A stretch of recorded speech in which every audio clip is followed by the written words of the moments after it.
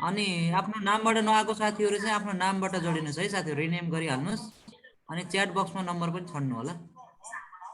ल म स्टार्ट गरे है त। ल सर स्टार्ट गरौँ sir. Okay, good evening everyone. Good evening sir. Good evening sir. ल पढाइहरु भइरहेछ नि हैन? Good evening sir. पढिया छ नि हैन? मजाले क्लासमा तपाईको 2 घण्टा पढ्नुहुन्छ, सेल्फ स्टडी त तपाई 8 घण्टा गर्नुपर्ने हुन्छ है। मजाले पढ्ने हो, मजाले। त्यो पढ्नमा कुनै कन्जुसी नराख्नु होला।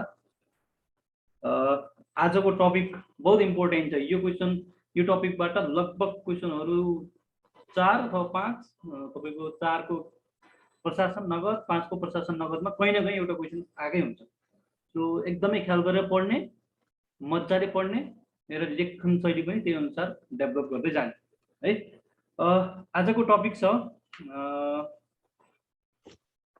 यो ठ्याक्कै हामी सेकेन्ड पोइन्ट, नेपालमा हालको बैंकिङ अवस्था एवं चुनौतीहरू।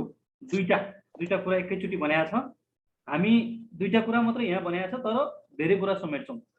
नेपालमा हालको बैंकिङ अवस्था एउटा, चुनौती अर्को, समस्या अर्को र समस्या समाधान अर्को। 4वटा गरेर यो टपिकलाई हामी डिस्कस गर्छौँ, डिल गर्छौँ। यति गरिसकेपछि जसरी क्वेशन आए पनि तपाईहरु डिल गर्न सक्नुहुन्छ, लेख्न सक्नुहुन्छ है।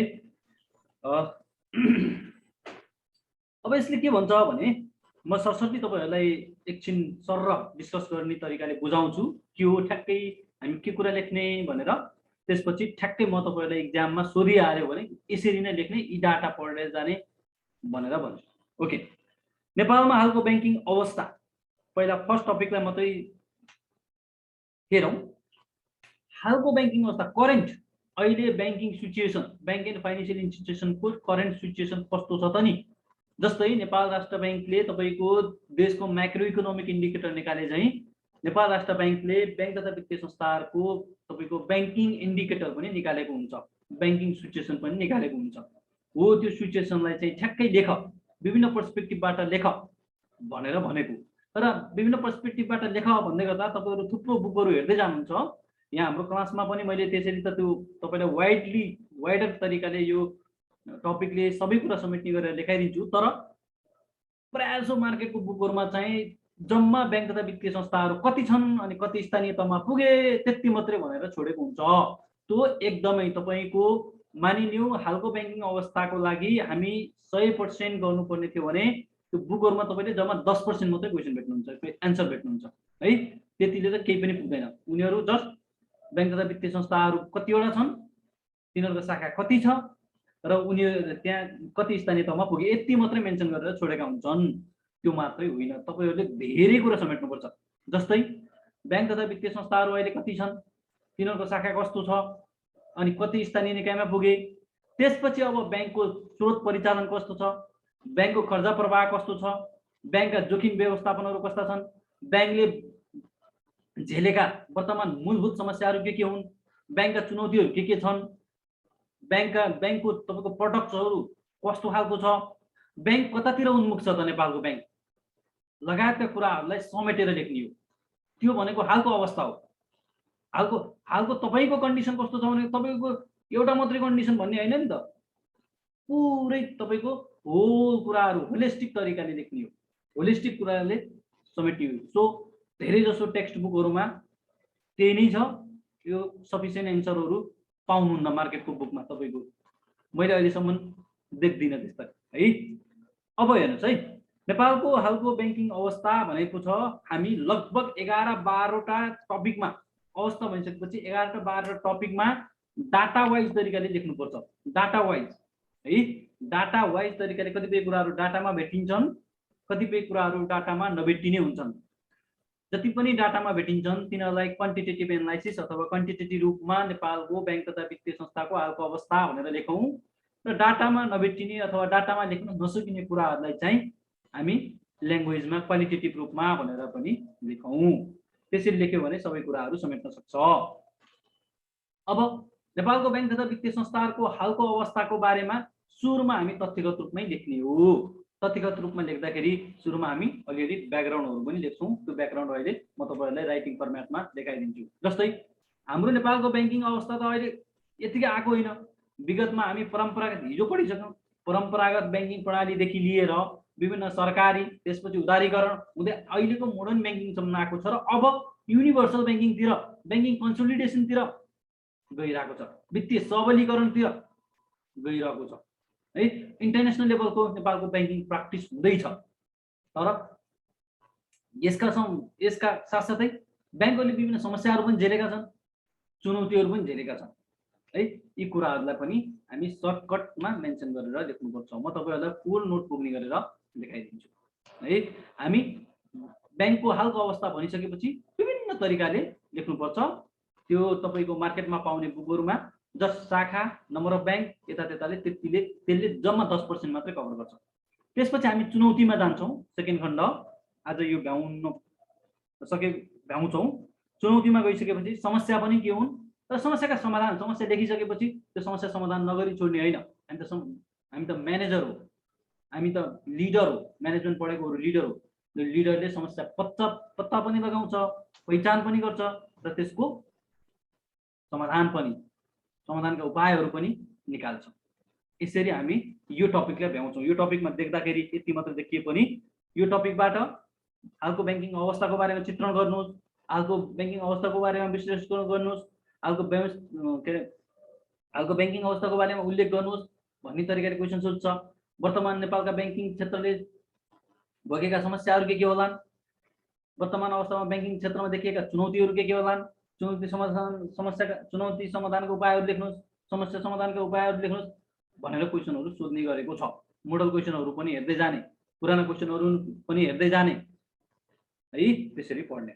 ल अब सुरुमा फर्स्टमा ल अर्को टक्क नयाँ हेडिङ, नयाँ टपिक लेख्नुहोस् र त्यो हेडिङलाई अन्डरलाइन गर्नुहोस्। एन्सर लेख्दाखेरि इक्जाममा जहिले पनि टक्क हेडिङ आउने बित्तिकै अन्डरलाइन लगाइहाल्ने है।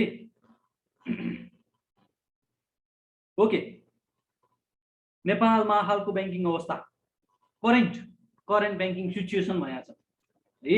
यसलाई फाइनेन्सियल इन्डिकेटर पनि भन्छ। समग्र फाइनेन्सियलले धेरै कुरा समेट्छ। हामी ब्याङ्किङ सिचुएसन मात्रै हेर्छौँ, समग्र ब्याङ्किङ अवस्था मात्रै हेर्छौँ। ब्याङ्किङ अवस्था भनेको नितान्त ब्याङ्किङ कुराहरू मात्रै समेटेको हुन्छ है। नेपालमा हालको ब्याङ्किङ अवस्था टक्क अन्डरलाइन गर्नुभयो। ओके, नेपालको ब्याङ्किङ प्रणाली सुरु गर्नुहोस्। नेपालको ब्याङ्किङ प्रणाली ब्राकेटमा ब्याङ्किङ क्षेत्र, नेपालको ब्याङ्किङ प्रणाली ब्राकेटमा ब्याङ्किङ क्षेत्र परम्परागतदेखि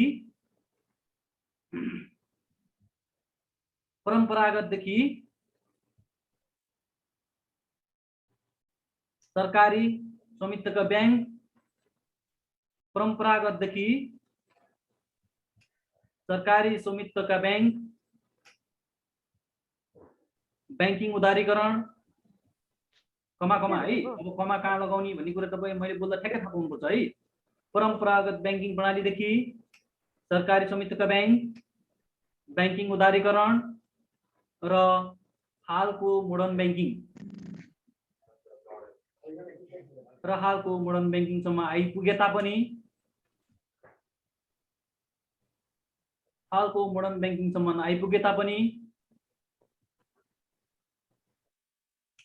अन्य अर्थतन्त्रहरूको तुलनामा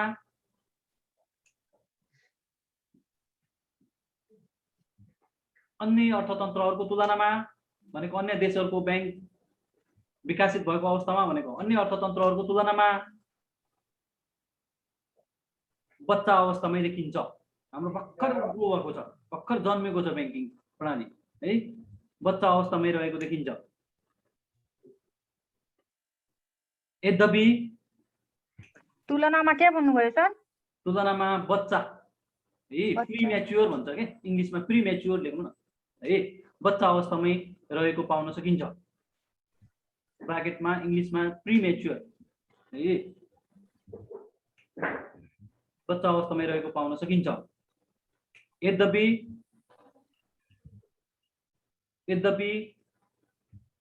2060 साल यता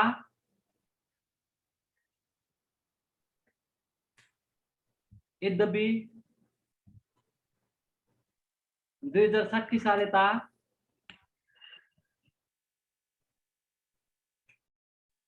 नेपालको बैंकिङ क्षेत्रमा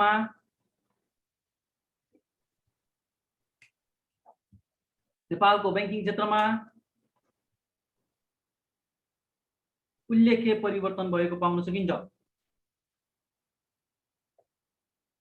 उल्लेख्य परिवर्तन भएको पाउन सकिन्छ, जसलाई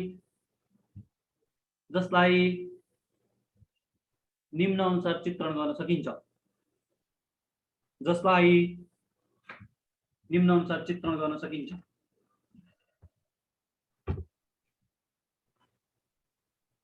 नेपालको वित्तीय क्षेत्रमा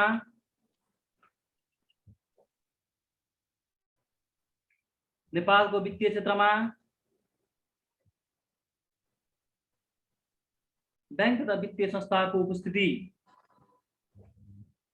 पोइन्टमा है, नेपालको वित्तीय क्षेत्रमा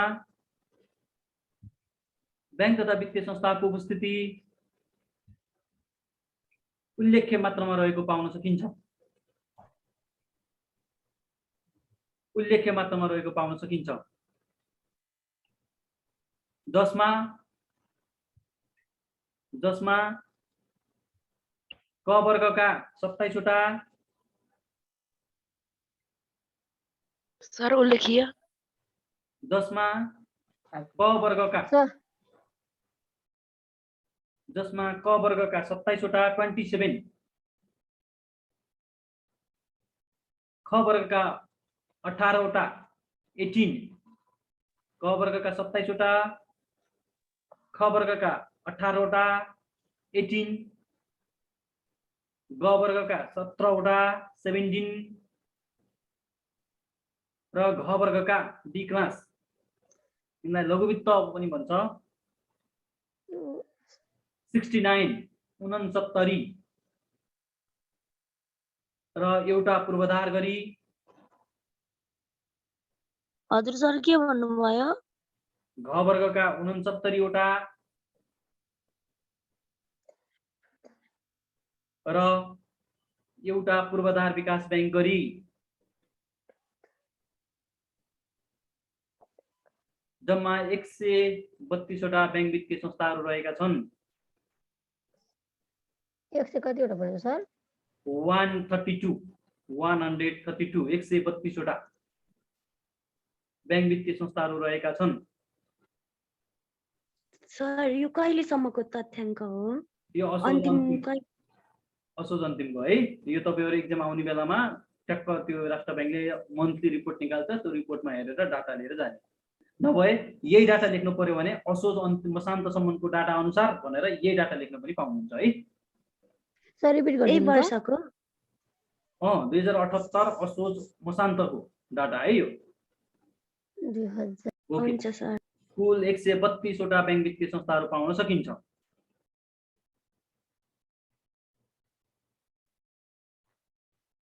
एक 132 वटा बैंक वित्तीय संस्थाको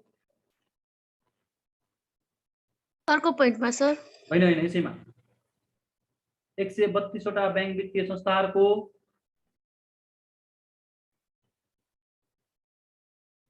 कुल शाखा सञ्जाल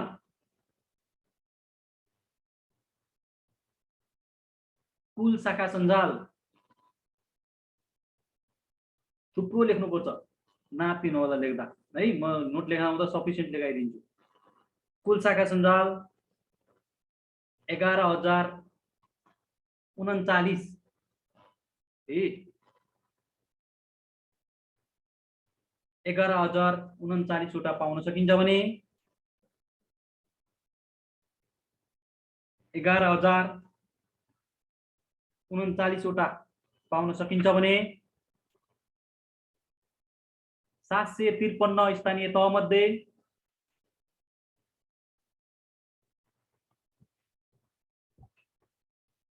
753 स्थानीय तहमध्ये जम्मा 750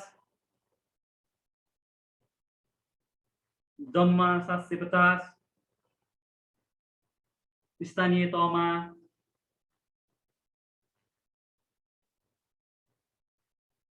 स्थानीय तहमा बैंक वित्तीय संस्था पुगेको पाइन्छ।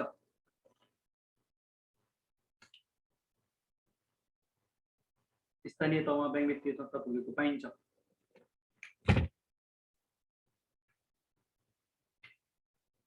नेक्स्ट पोइन्ट,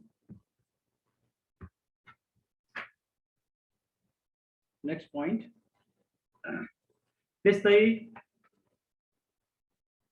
बैंक वित्तीय संस्थाको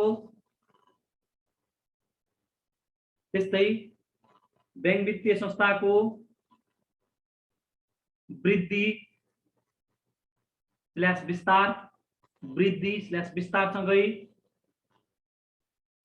वित्तीय पहुँच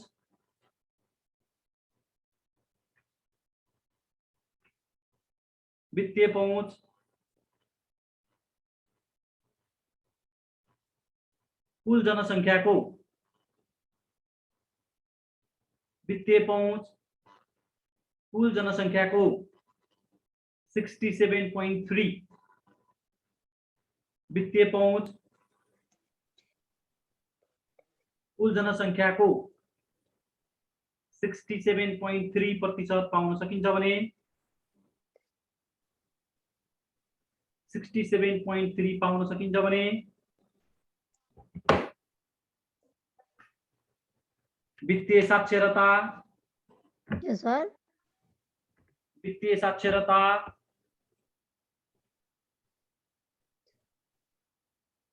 वित्तीय समावेशीकरण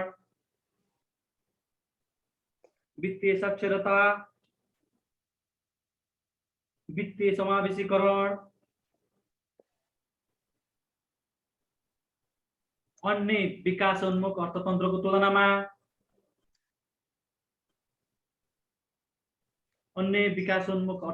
तुलनामा ब्राकेटमा 63% लेख्नु होला। अन्य विकासोन्मुख अर्थतन्त्रको तुलनामा ब्राकेटमा 63% लेख्नु होला। तुलनामा राम्रो रहेको पाउन सकिन्छ। यो भनेको बुझ्नुभयो कि बुझ्नु भएन? नेपालमा वित्तीय पहुँच 67.3 छ भने अन्य डेभलपिङ कन्ट्रीहरुमा जम्मा 63% छ। यसको मतलब अन्यको तुलनामा नेपालमा राम्रो भयो भने है। ओके, त्यस्तै गरी नेक्स्ट पोइन्ट है, दुईटा पोइन्ट भइसक्यो, यो थर्ड पोइन्ट। Yes, sir. त्यस्तै गरी नेपालको वित्तीय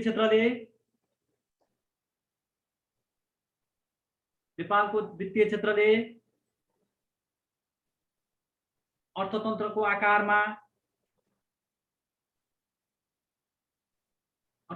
आकारको तुलनामा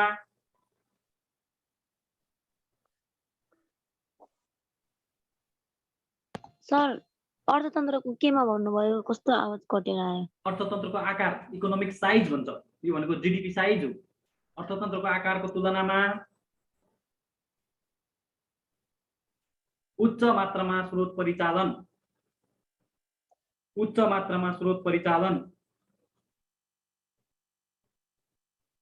ब्राकेटमा यो पनि डाटामै लेख्नु होला। एकदम डाटामा लेख्ने है, मैले डाटामा लेख्न सिकाइरहेको छु तपाईहरुलाई। उच्च मात्रामा स्रोत परिचालन ब्राकेटमा करिब 110%।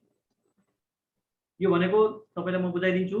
हाम्रो अर्थतन्त्र करिब 42 खर्बको छ जीडीपी, तर बैंक वित्तीय संस्थाहरूको निक्षेप र कर्जा प्रवाह करिब 46 खर्ब 47 खर्ब छ भनेको 110% पुग्यो। हाम्रो इकोनोमिक साइज भन्दा नि माथि गयो है। के भने त्यो सेन्टेन्स भन्नु त कसैले, एकजनाले? स्रोत परिचालन।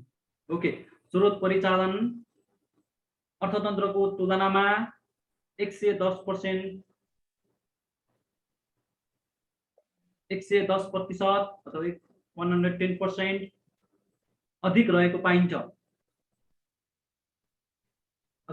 पाइन्छ।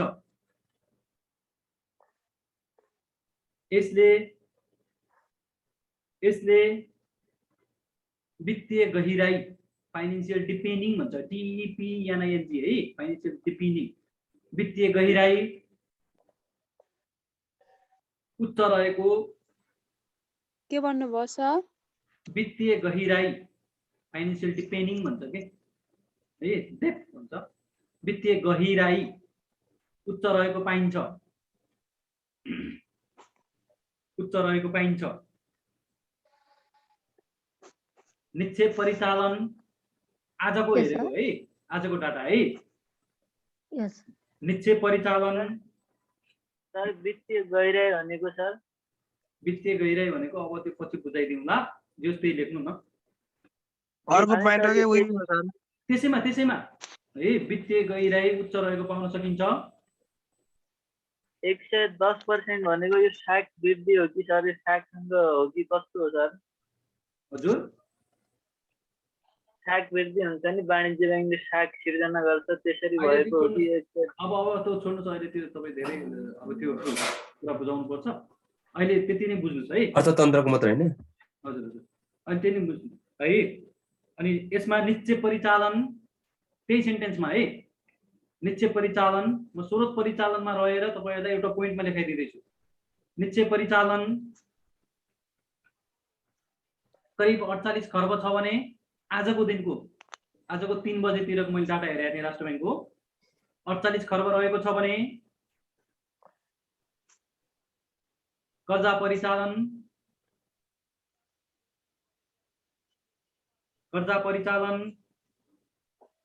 करिब 46 खर्ब 46 खर्ब, अर्ब होइन है, खर्ब ट्रिलियन है, 46 खर्ब रहेको छ है। नेक्स्ट पोइन्ट, राष्ट्र ब्याङ्कले लिएको सर कर्जा परिचालन कति छ? करिब 46 खर्ब है। नेक्स्ट पोइन्ट, राष्ट्र ब्याङ्कले लिएको वित्तीय सबलीकरण नीति अनुरूप राष्ट्र ब्याङ्कले लिएको वित्तीय सबलीकरणको नीति अनुरूप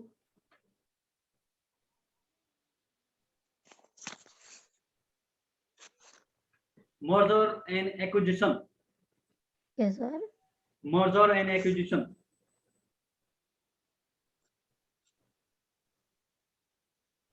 वित्तीय सबलीकरणको नीति अनुरूप मर्जर एन्ड एक्विजिसनबाट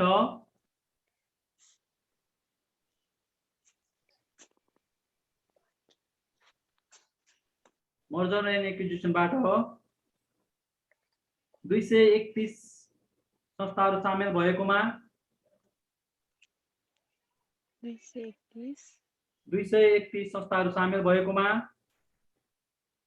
172 संस्थाहरूको इजाजत खारेज भई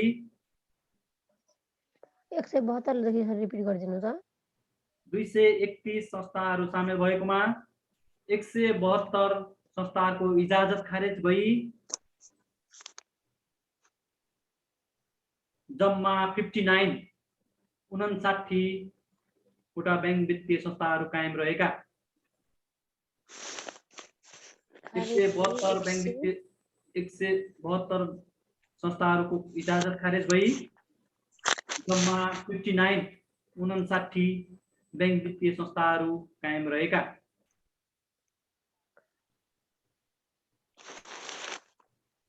जसको फलस्वरूप Yes, sir. जसको यही सेन्टेन्समा है, जसको फलस्वरूप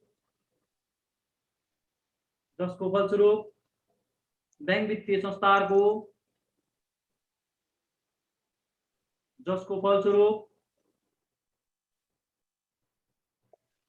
वित्तीय संस्थाहरूको पुँजी आधार वृद्धि भएको पुँजी आधार क्यापिटल बेस वृद्धि भएको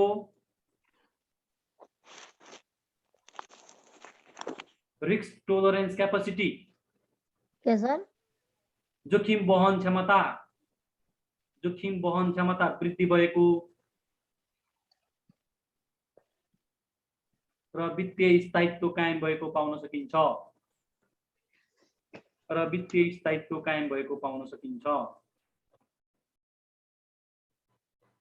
र वित्तीय स्थायित्व कायम भएको पाउन सकिन्छ।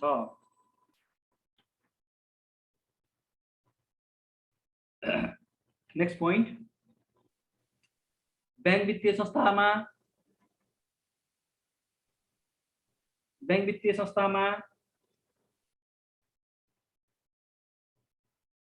प्रविधिको प्रयोगसँगै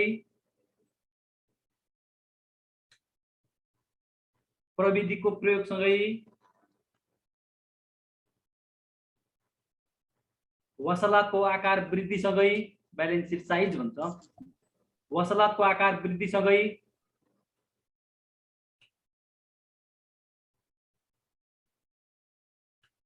विभिन्न जोखिम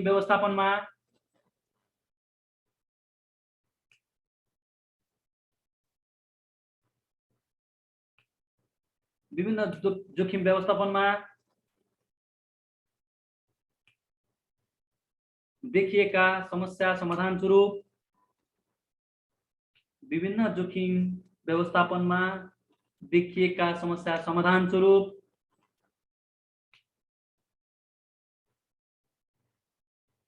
बेसलको कार्यान्वयन।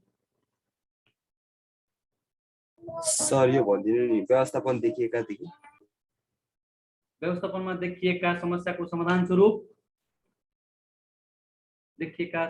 समाधान स्वरूप बेसलको कार्यान्वयन। विभिन्न जोखिम समाधानहरूको के सर? विभिन्न विषयमा देखिएका जोखिमको समस्या समाधान स्वरूप बेसलको कार्यान्वयन। बेसलको कार्यान्वयन। रिस्क बेस, बेसलको कार्यान्वयन। Risk base supervision,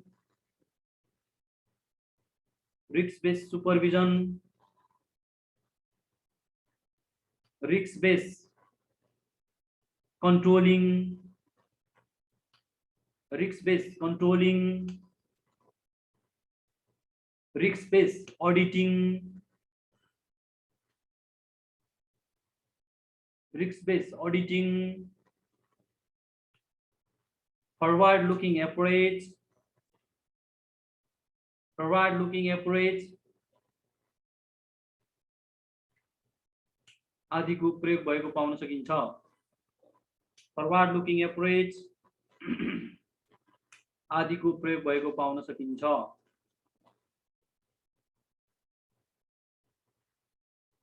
next point, नियामक निकाय।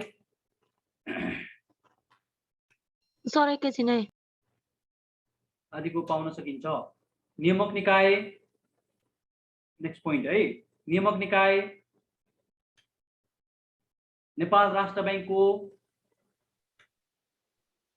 नियामक निकाय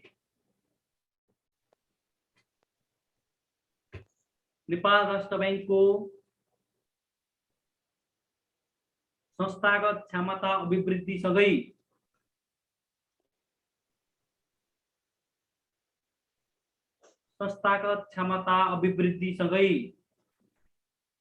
इन्स्टिट्युसनल क्यापेसिटी भन्छ। संस्थागत क्षमता अभिवृद्धिसँगै जोखिममा आधारित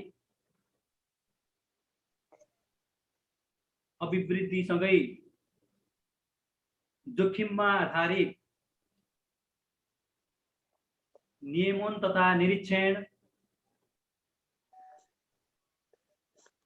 जोखिममा आधारित नियमन तथा निरीक्षण। Real time supervision, real time supervision.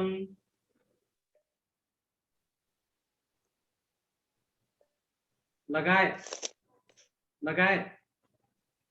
अन्तर्राष्ट्रिय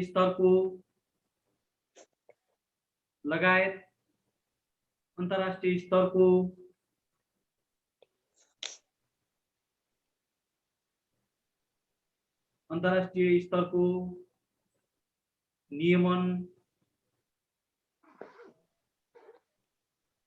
नियमन निरीक्षण, नियमन निरीक्षण,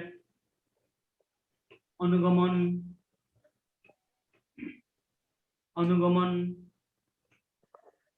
मूल्याङ्कन गरेको पाइन्छ। अनुगमन मूल्याङ्कन गरेको पाइन्छ। नेक्स्ट पोइन्ट, एक सेकेन्ड सर। अनुगमन गरेको पाइन्छ। नेक्स्ट पोइन्ट,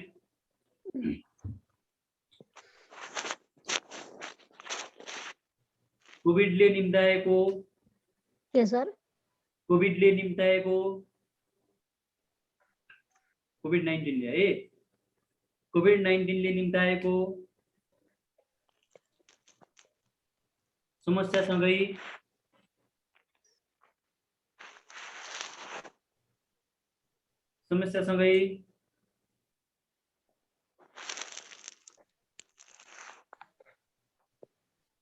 प्राप्त अवसरले,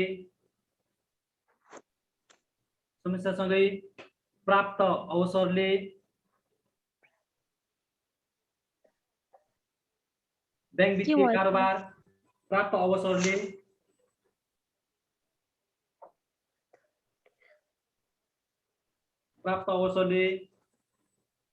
बैंक वित्तीय कारोबार,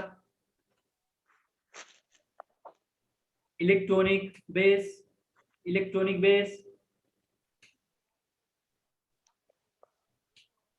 digital banking, electronic base, digital banking, virtual banking, के sir? Digital banking, virtual banking लगायत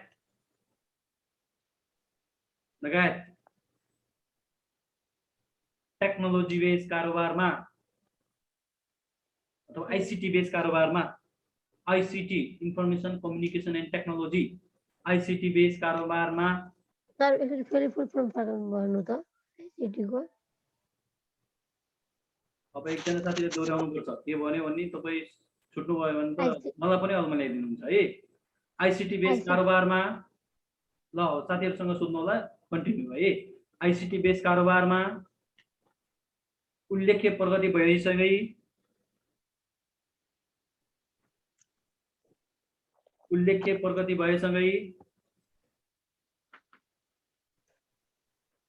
debit card users, debit card users प्रयोगकर्ताहरू भनेको डेबिट कार्ड युजर्स 92,45,000 पुगेको, फेरि भन्नु सर। डेबिट कार्ड युजर्स 92,45,000 पुगेको, डेबिट कार्ड युजर्स 92,45,000 पुगेको, comma credit card users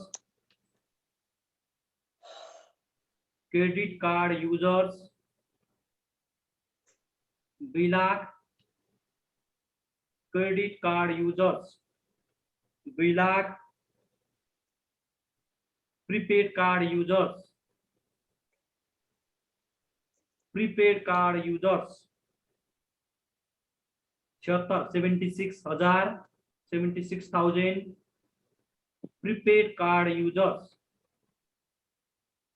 76,000, internet banking users comma है, internet banking users 12,10,000, internet banking users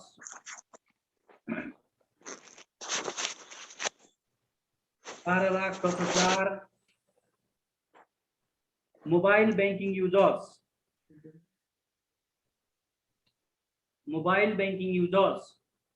exam में यसरी नै डाटाबेस में लेख्ने है। मोबाइल बैंकिंग यूजर्स 1,48,00,000, 1,48,00,000,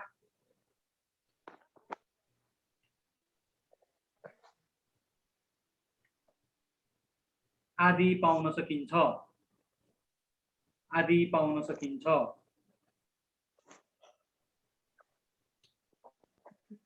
आदि पाउन सकिन्छ। नेक्स्ट पोइन्ट, हाल वित्तीय बजारमा, नेक्स्ट पोइन्ट, हाल वित्तीय बजारमा स्रोत अभावसँगै, वित्तीय स्रोत अभावसँगै हाल वित्तीय बजारमा, हाल वित्तीय बजारमा वित्तीय स्रोत अभावसँगै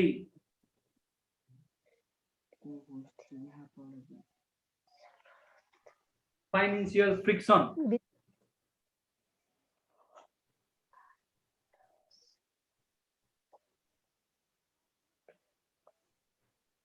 वित्तीय स्रोत अभावसँगै फाइनेन्शियल फ्रिक्सन, नेपालीमा वित्तीय घर्षण, फाइनेन्शियल फ्रिक्सन देखा परेको, फाइनेन्शियल फ्रिक्सन देखा परेको, जसले बजारमा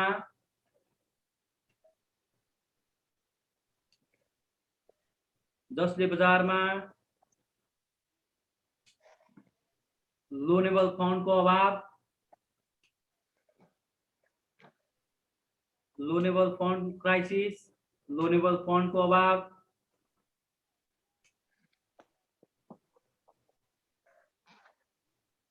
लिक्विडिटी क्राइसिस, के सर? लोनेबल फन्डको अभाव, loanable fund crisis, liquidity crisis सिर्जना भएको देखिन्छ। सिर्जना भएको देखिन्छ। यसले गर्दा सिर्जना भएको देखिन्छ। यसले गर्दा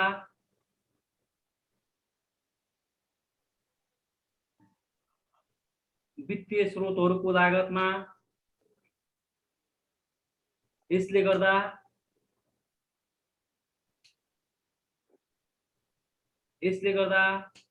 वित्तीय स्रोतहरूको लागत, थाहा छ नि वित्तीय स्रोतहरूको लागत भनेको deposit interest rate and lending interest rate है, यो दुईटैलाई वित्तीय स्रोतको लागत भन्ने है। वित्तीय स्रोतको लागत वृद्धि भएको पाउन सकिन्छ। वित्तीय स्रोतको लागत वृद्धि भएको पाउन सकिन्छ। वृद्धि भएको पाउन सकिन्छ।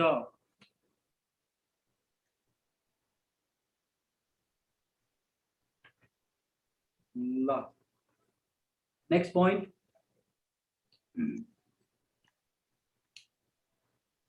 बैंक वित्तीय संस्थामा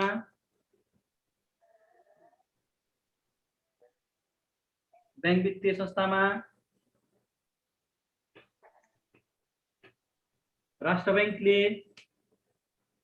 बैंक वित्तीय संस्थामा राष्ट्र बैंकको कडा नियमनको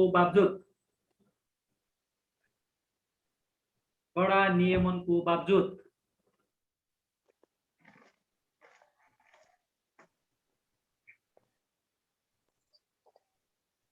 सुशासनसँग सम्बन्धित कडा नियमनको बावजुद सुशासनसँग सम्बन्धित विभिन्न किसिमका समस्याहरू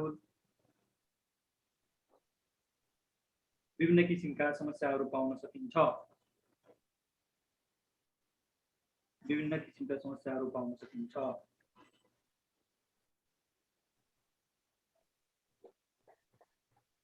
कतिवटा पोइन्ट भयो?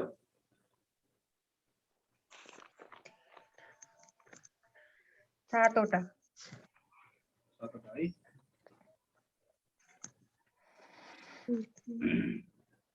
अर्थतन्त्रमा नेक्स्ट पोइन्ट,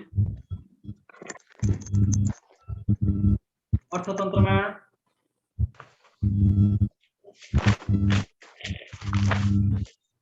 वित्तीय सघनता, सर आवाज टक्कै छ। अर्थतन्त्रमा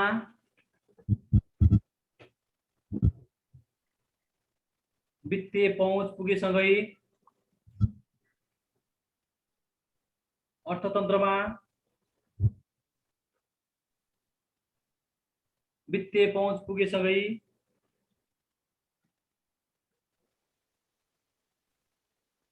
सेभिङ अकाउन्ट वित्तीय पहुँच पुगेसँगै saving account 3 crore saving account 3 crore 63 lakh ब्राकेटमा कुल जनसङ्ख्याको 111% लेख्नुहोला।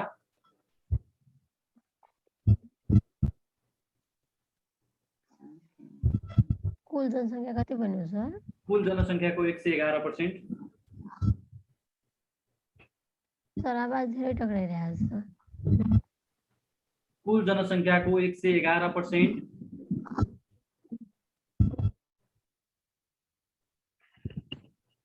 कर्जा खाता लोन अकाउन्ट कर्जा खाता 16,82,000 16,82,000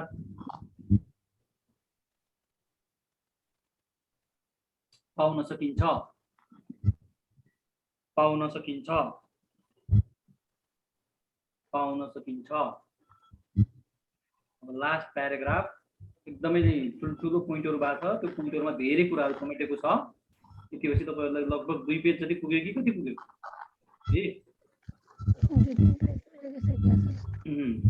मज्जाले सबै डाटाहरु सबै कुराहरु समेटेको छ। सर आवाज धेरै टक्राइरहेको छ, त्यो मिलाउनु न आवाज। सबैले मात्रै हो कि सबैले त्यस्तै भइरहेछ काटिरहेछ? हिरामायाको अनम्युट गर्नु न।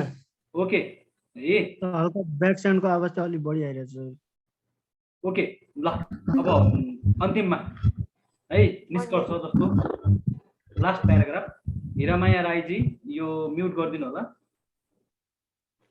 अनम्युट गर्नु होला, म्युट गर्नु होला। ओके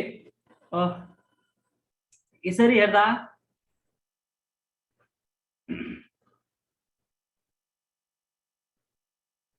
लास्ट पोइन्ट है। यसरी हेर्दा नेपालको हालको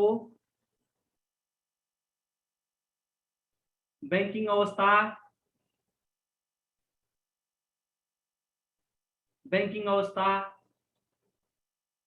मिश्रित पाउन सकिन्छ। मिक्स है, मिश्रित भनेको मिश्रित पाउन सकिन्छ। एकातिर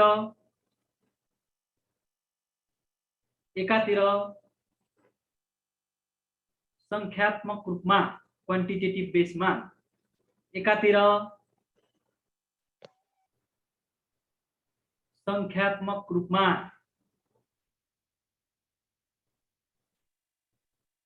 बैंक वित्तीय क्षेत्रको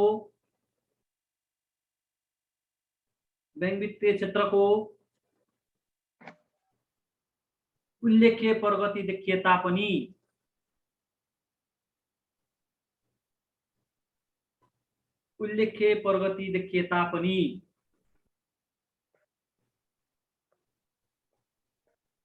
करिब 21 लाख जनतामा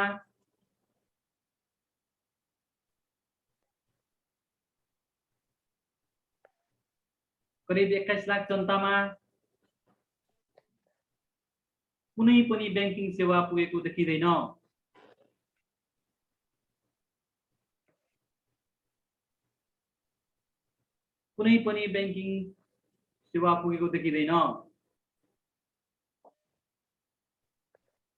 त्यस्तै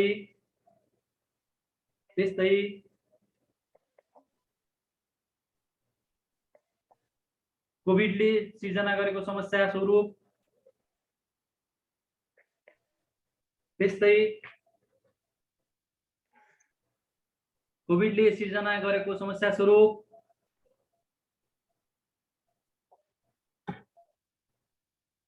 बैंक वित्तीय क्षेत्रमा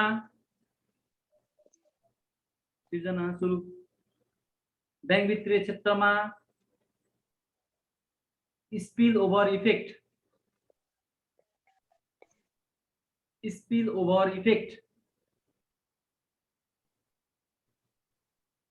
मिनिङ सर यसलाई नेपालीमा के हुन्छ सर? हजुर नेपालीमा के भन्ने भनेको सर? यसलाई नेपालीमा के भन्छ? स्पिल ओभर इफेक्ट है नेपालीमा चाहिँ के भन्छ? SPILL spill OVER over effect spill over effect आउन सक्ने भनेको स्पिल ओभर इफेक्ट भनेको त नेपाली टर्म थाहा भएन, म तपाईँलाई बुझाइदिन्छु। SPILL हो सर स्पेलको स्पेलिङ। हजुर हजुर यो रियल सेक्टरमा अब बिस्तारै तपाईँको रियल सेक्टरहरूमा यो कर्जा ग्राहकहरूले चाहिँ कर्जा तिर्न नसक्ने, उनीहरूको व्यापार व्यवसाय रिकभर हुन नसक्ने, त्यसले गर्दा ब्याङ्क वित्तीय संस्थाहरूबाट लिएको लोनहरू तिर्न नसक्ने, लोनहरू तिर्न नसकेपछि ब्याङ्क वित्तीय संस्थाहरूको लोन रिकभरी रेट कम हुने, लोन रिकभरी रेट कम हुँदाखेरि उनीहरूको एनपिएल बढ्दै जाँदा ब्याङ्क वित्तीय संस्थाहरूको जोखिम बढ्दै जाने, यसलाई स्पिल ओभर इफेक्ट भन्छ है। स्पिल ओभर इफेक्ट देखिन सक्ने सम्भावना पनि उत्तिकै पाउन सकिन्छ। स्पिल ओभर इफेक्ट देखिन सक्ने सम्भावना पनि उत्तिकै पाउन सकिन्छ।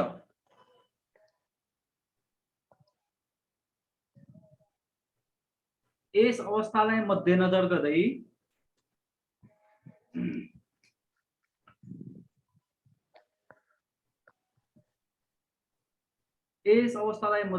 गर्दै नेपाल सरकार नेपाल राष्ट्र बैंक र बैंक वित्तीय संस्थाहरू मिली नेपाल राष्ट्र बैंक र बैंक वित्तीय संस्थाहरू मिली संयुक्त रूपमा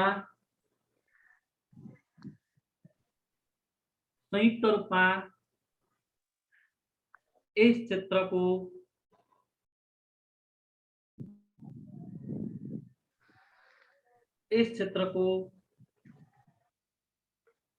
समस्या तथा चुनौतीहरू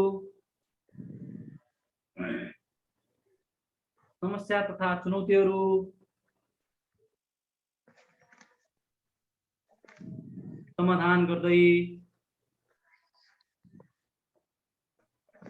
जानुपर्ने देखिन्छ।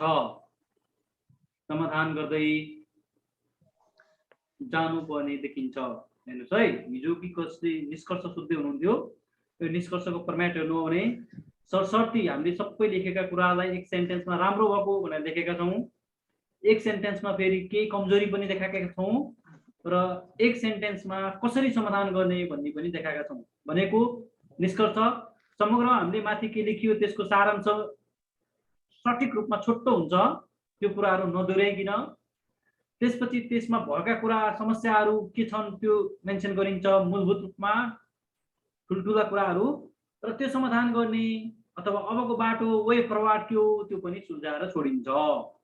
यसरी निष्कर्ष हुन्छ। भनेको निष्कर्षमा तीनटा कुराहरू समेटिएको हुन्छन् है। निष्कर्ष यसरी देख्ने ल। ओके, नेपालको हालको ब्याङ्किङ अवस्था यो डाटाबेसमा र सबै कुरा समेटेर कम्प्लिट भयो जस्तो लाग्छ। यो एकजना साथीले सोध्दै हुनुहुन्छ यो डाटाहरू कहाँ खोज्ने भनेर। यो डाटाहरू विभिन्न क्षेत्रबाट विभिन्न तरिकाले पत्ता लगाउने हो, तर यसको मुख्य स्रोत भनेको नेपाल राष्ट्र ब्याङ्कको वेबसाइट हो।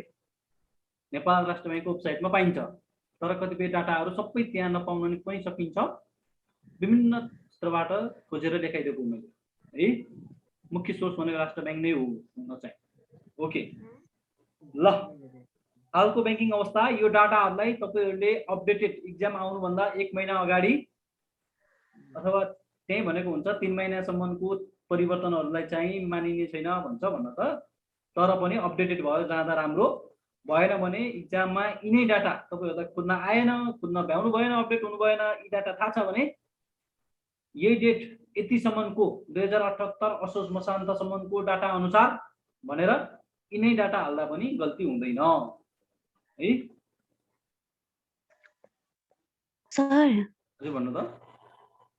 हजुरले यहाँ लेखाइदिनु भएको बेलामा बैंक वित्तीय संस्था भन्नुभएको थियो नि, त्यसमा बैंक तथा वित्तीय संस्था भन्नु र बैंक वित्तीय संस्था भन्नु कमा लेखेर लेख्नुमा फरक छ हो? बैंक तथा वित्तीय संस्था र बैंक वित्तीय संस्था कमा होइन नि, बैंक वित्तीय संस्था ड्यास हुन्छ नि, तथालाई ड्यास हानेको मात्रै हो है, एउटै हो। एउटै हो। ए हस् हस् है। बैंक वित्तीय संस्था भन्दाखेरि त्यो बिचमा बैंक र वित्तीय संस्थाको बिचमा टक्क ड्यास हुन्छ के। मैले चाहिँ कमा हो कि भन्ने सोचेर के। नै नै है, तर फेरि बैंक नेपालमा चाहिँ बैंक र वित्तीय संस्था भन्ने फरक कुरा छ नि, फेरि बैंक भनेको फरक हो, वित्तीय संस्था भनेको फरक है। हजुर सर यो नेपालको के अरे 3वटा स्थानीय तहमा नि बैंक तथा वित्तीय संस्थाहरू केही नि नभएको हो कि क वर्गको बैंक चाहिँ नभएको सर? अरू त जान सक्ने अवस्था छैन, क वर्गको जानी भने हो, क वर्गको पनि गएको छैन है। यस्तो चाहिँ हो। हजुर तपाईँहरूलाई एउटा माथि कहीँ स्पेस छ भने थोरै एउटा कुरा छुटेछ, एउटा पोइन्ट है, त्यो पनि लेखिदिइहाल्नु। कुन कुन होला सर त्यो थाहा छ? के चिज? ए हाम्रो कुन कुन स्थानीय तहहरुमा एउटा धादिङको मैले नामै लेखिरहेको थिएँ, तपाईँहरूले देखाइदिन्छ भने एउटा धादिङको, एउटा जाजरकोटको र एउटा बझाङको 3 ठाउँको छ है। धादिङको, जाजरकोटको, बझाङको है। बजार 3टा जिल्ला, 3टा जिल्ला 3टा स्थानीय तह। यिनीहरूको ठ्याक्कै मलाई स्थानीय तहको नाम पनि थाहा थियो। ओके ल, बरु माथि कहीँ एउटा पोइन्ट थप्न सक्नुहुन्छ भने मलाई ठ्याक्कै याद आइहाल्यो। बोली लेख्नु सर। Okay sir okay. नेपालको बैंक तथा वित्तीय संस्थाहरूलाई बीचमा कहीँ लेख्नु है, यो छुटाउनै हुन्न। नेपालको बैंक तथा वित्तीय संस्थाहरूलाई पुँजीगत आधारमा माथिपट्टि है, बीचमा पोइन्टहरूको बीचमा पुँजीगत आधारमा, कार्य प्रकृतिका आधारमा, पुँजीगत आधारमा, कार्य प्रकृतिको आधारमा, कारोबार समयको आधारमा,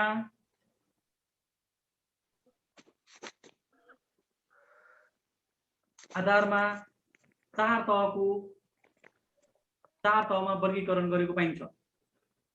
आधारमा क, ख, ग र घ गरी। सर कारोबार के भन्नुभएको? कारोबारको सर फेरि आधारमा रिपिट गरिदिनु त।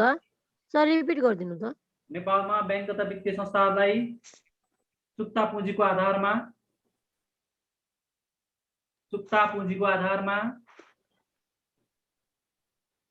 कारोबारको प्रकृतिको आधारमा, कारोबार समयको आधारमा, क, ख, ग र घ गरी 4 प्रकारको तहगत विभाजन गरेको पाइन्छ। 4 प्रकारको तहगत विभाजन गरेको पाइन्छ है। यो पोइन्ट चाहिँ छुटाउनु हुन्न है, किनभने तहगत विभाजन नै लेख्न छुटेर हुँदैन है। ओके ल, यो सफिसियन्ट नै हुन्छ है, तपाईहरुलाई एकदम सफिसियन्ट हुन्छ। यो जसरी सोध्यो भने पनि यिनै वरिपरिमा तपाईहरु घुमेर एन्सर लेख्दै हुन्छ, एकदम सफिसियन्ट हुन्छ। ओके ल, अर्को अब सोधिरहने मूलभूत क्वेशन छ सर। हजुर भन्नु त। नेपालको अर्थतन्त्रको तुलनामा यो बैंक वित्तीय संस्थाहरू कम छन् या बढी छन्, के ठान्नुहुन्छ भन्ने त्यस्तो क्वेसन आयो, के लेख्नुपर्छ सर? ल अब यो ठ्याक्कै अन्तिममा तपाईलाई मैले हिजो नि भनेको थिएँ, तपाईले यस्ता खालका क्वेसनहरु लास्टमा मैले समय दिन्छु, त्यो बेलामा सोध्नु होला भनेर पछि सम्झाउनु है। म फर्स्ट हुँ सर आज आएको। हजुर मैले हिजो पढाएको थिएन, आज हुन्छ र। ए हुन्छ हुन्छ, लास्टमा सोध्नु ल। हुन्छ ल। ओके ल, अब नेक्स्ट टपिक छ हाम्रो, एकदमै यो पनि इम्पोर्टेन्ट है, तपाईहरु एकदमै ख्याल गरेर यो पनि पढ्ने, सबै घोक्ने, मजाले बुझ्ने, घोक्ने है।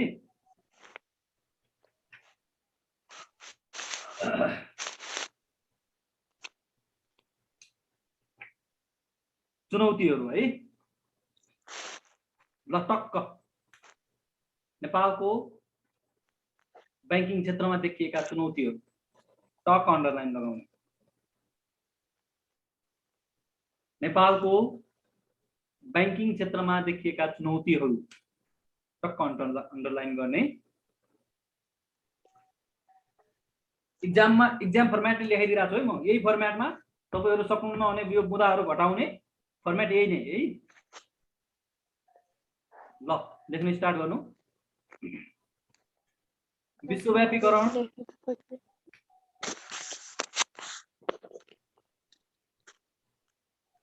म्युट गराउनु हो साथी हो, कस्तो डिस्टर्ब आइरहेछ। ए लेख्न स्टार्ट गरौँ है। विश्वव्यापीकरण, विश्वव्यापीकरण, WTO मा प्रवेश, विश्वव्यापीकरण ग्लोबलाइजेसन, WTO मा प्रवेश, WTO मा प्रवेश, समय समयमा देखिने प्राकृतिक प्रकोप,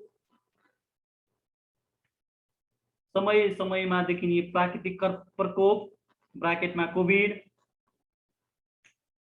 जलवायु परिवर्तन ब्राकेटमा कोभिड, जलवायु परिवर्तन,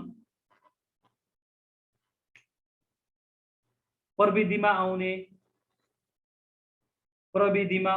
तीव्र परिवर्तन, प्रविधिमा आउने तीव्र परिवर्तन लगायत तीव्र परिवर्तन लगायत संरचनागत,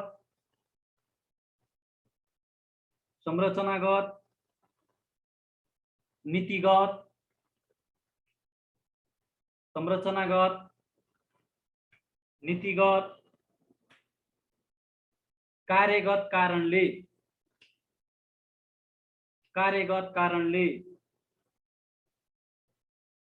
कच्चा अवस्थामा ब्राकेटमा प्रीम्याच्योर, कच्चा अवस्थामा रहेको ब्राकेटमा प्रीम्याच्योर अवस्थामा रहेको,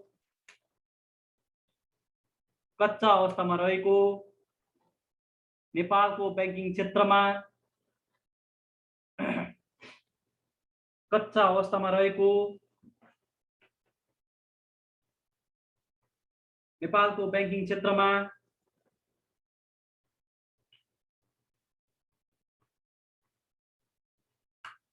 न्यून चुनौतीहरू,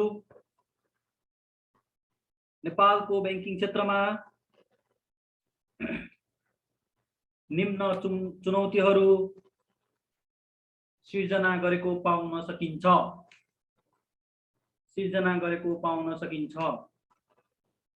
म तपाईहरुलाई एउटा जानकारी गराउँ। कतिपय मार्केटको बुकहरुमा राजनीतिक अस्थिरता, नीतिगत अस्थिरता यान त्यान भनेको छ, यसरी नलेख्नु होला है। मेरो जस्तो हातमा पर्यो भने यदि मैले तपाईहरुको पेपर चेक गर्न पाउँथे र त्यस्ता एन्सरहरु आयो भने मैले सट्टै काट्दिन्थे। राजनीतिक अस्थिरता, नीतिगत अस्थिरता यान त्यान भन्ने कुरा त सदियौं भइरहेछ नेपालमा है। ठ्याक्कै बैंकिङ क्षेत्रमै छिरेर लेख्ने हो। बैंकिङ प्रणाली भित्र बैंकिङको एउटा च्यानल छ, त्यो च्यानल भित्र के छ त समस्या भन्ने कुरालाई लिएर लेख्ने हो है। त्यो अमूर्त कुराहरू लेख्ने हैन है।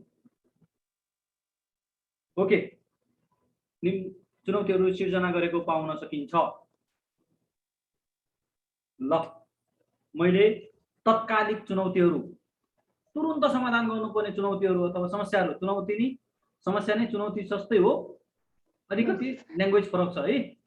तत्काल समाधान गर्नुपर्ने चुनौतीहरू, सामना गर्नुपर्ने चुनौतीहरूलाई तत्कालिक चुनौतीहरू भनेर मैले उल्लेख गरेको छु। तपाईहरु तत्कालिक चुनौतीहरू भनेर टक्क अन्डरलाइन लगाउनु है। तत्कालीन चुनौतीहरू नम्बर 1 अथवा फर्स्ट पोइन्ट, हाल बैंकिङ क्षेत्रमा देखिएको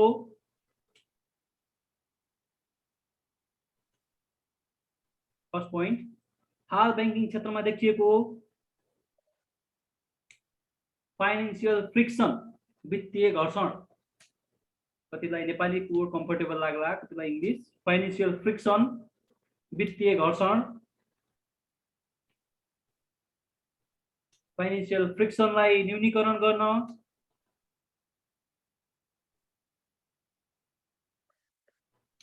फाइनेन्सियल फ्रिक्सनलाई न्यूनीकरण गर्न, वित्तीय स्रोत कर्जा लगानी, वित्तीय स्रोत कर्जा लगानी र तरलता व्यवस्थापन बीच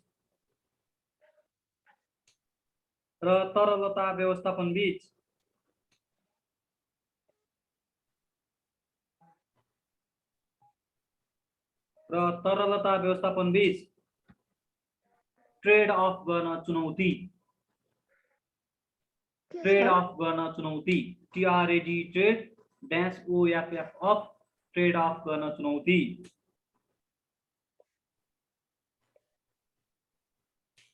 तपाईले ट्रेड अफ गर्न चुनौती भनेर चुनौती नलेखिकिन ट्रेड अफ गर्न मात्रै पनि लेखे हुन्थ्यो। म तपाईहरुलाई एक दुईवटा ल्याङ्ग्वेज चुनौती भन्दै जान्छु, त्यसपछि छोड्दिन्छु है।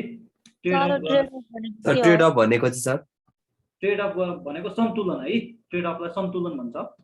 यो तीनटा कुरालाई सन्तुलन गर्न नसकेर अहिले यस्तो लिक्विडिटी क्राइसिस देखियो हो के। तपाईहरु अलिकति यो करेन्ट मार्केट अपडेट हुनु भने एकदमै बैंकहरुले लोन दिनै छोडिसक्यो, यो लिक्विडिटी नभएर, लोनेबल लेन्डिङ फन्ड नभएर है। यो तुरुन्त समाधान गर्नु पर्छ राष्ट्र बैंकले। सर यो बैंकिङ लोन हो के रे व्यापारिक लोन हो?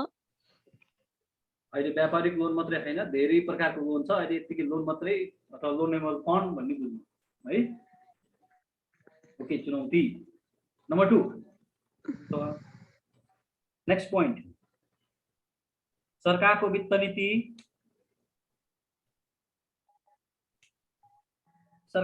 नीति एनआरबी को मौद्रिक नीति, एनआरबी नै लेख्न पाउनुहुन्छ है, नेपाल राष्ट्र बैंक लेख्न नलेखिकिन। एनआरबी को मौद्रिक नीति, सरकारको वित्त नीति एनआरबी को मौद्रिक नीति को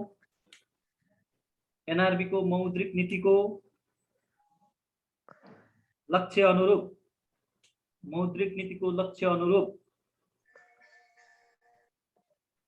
वित्तीय पूर्वाधार कायम गर्दै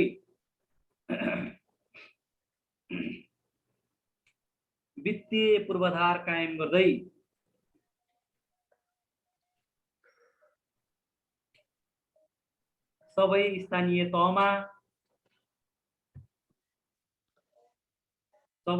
तहमा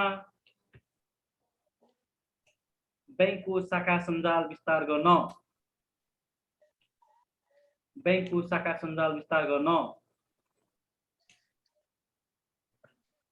है।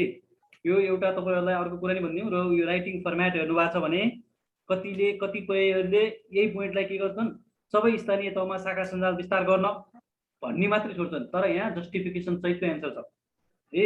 पूर्वाधार कायम गर्दै, पूर्वाधार नभएको कारणले शाखा सञ्जालहरु विस्तार हुन नसकेको, त्यो पूर्वाधार कायम गरेर शाखा सञ्जाल लैजानको लागि चुनौती छ।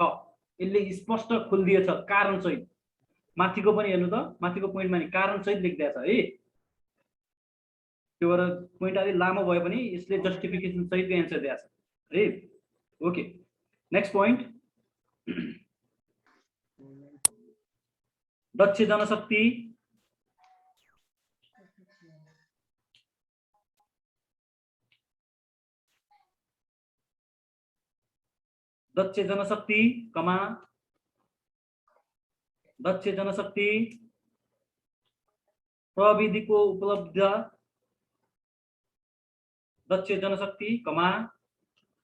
प्रविधिको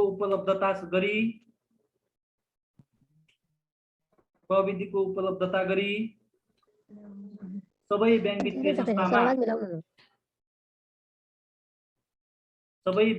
संस्थामा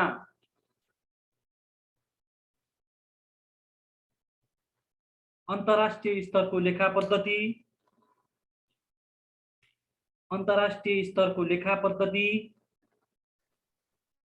NFRS लागू गर्न हैन है। यो नेपालमा NFRS कभरका बैंकहरुले मात्रै बल्ल बल्ल धेरै कठिन भएर गरेका छन्। ख ग घ मा चाहिँ एकदमै गाह्रो छ, किनभने यहाँ त्यो एनएफआरएस बुझ्ने एकाउन्टेन्टहरू चार्टर्ड एकाउन्टेन्टहरू पनि छैनन्, त्यो एनएफआरएस अनुसार रेकर्ड राख्ने टेक्नोलोजी पनि छैन, एकदमै सर गाह्रो। एनएफआरएफ हो कि एनएफआरएफ हो?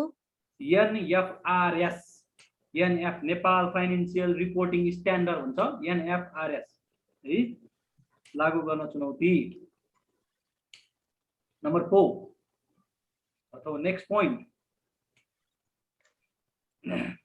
सरकारी बैंकमा देखिएको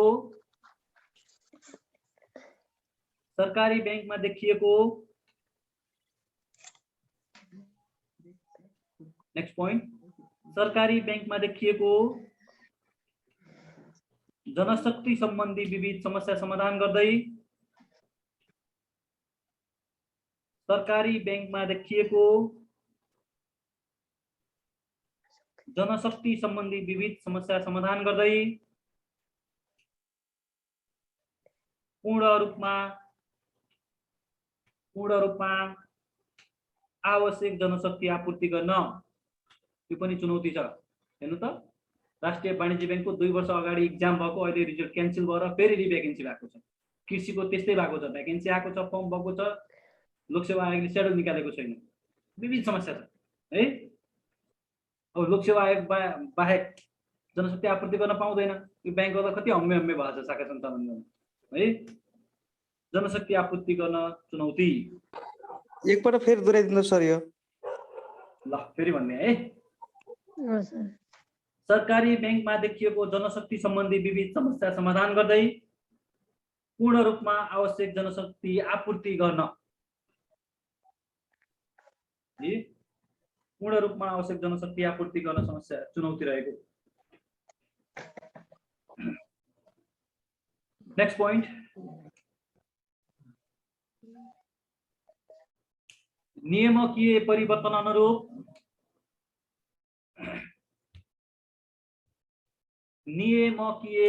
अनुरूप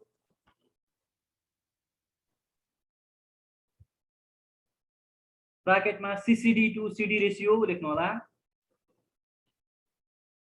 यो डिरेक्टिभ पढ्दाखेरि बुझ्नुहुन्छ के हो सीसीडी, के हो सीडी रेसियो भन्ने, कसले पढाउँछ, मैले बताइदिउँला।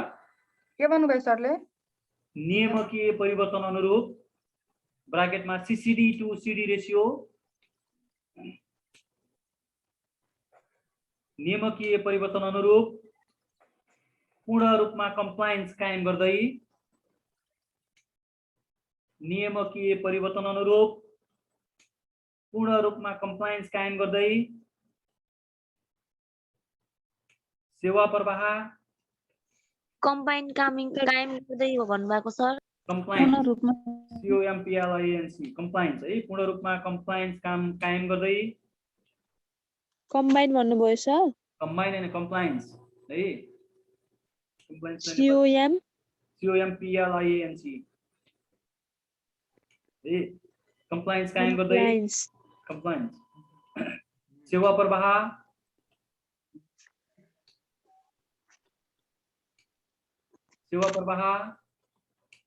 सेवा लागत र नाफाबीच सन्तुलन कायम गर्न, सेवा प्रवाह सेवा लागत र नाफाबीच सन्तुलन कायम गर्न। नेक्स्ट पोइन्ट, कोभिड-19 द्वारा सृजित समस्या, कोभिड-19 द्वारा सृजित विभिन्न समस्याहरू,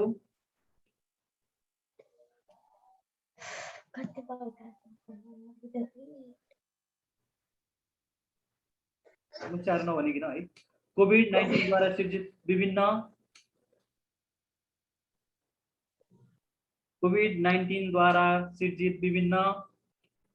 spill over SPILL spill over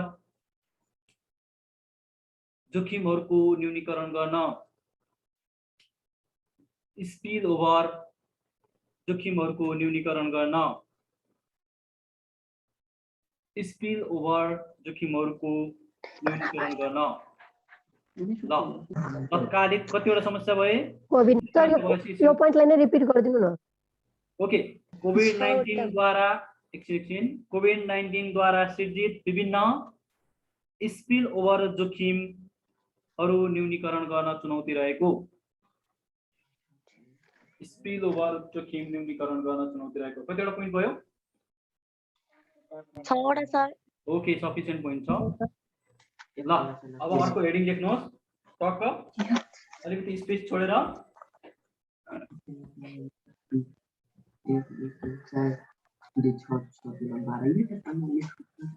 बाहिर चाहिँ अर्को पोइन्टमा अर्को हेडिङ मध्यकालीन तथा दीर्घकालीन चुनौतीहरू। मध्यकालीन तथा दीर्घकालीन चुनौतीहरू।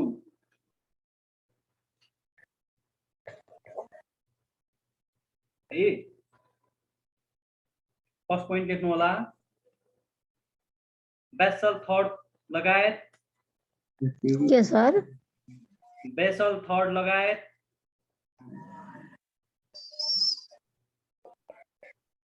बेसल थर्ड लगायत अन्तर्राष्ट्रिय स्तरका नीति नियम। बेसल थर्ड लगायत अन्तर्राष्ट्रिय स्तरका नीति नियम, मापदण्डहरू लागू गर्दै अन्तर्राष्ट्रिय स्तरका नीति नियम, मापदण्डहरू लागू गर्दै बैंक वित्तीय संस्थालाई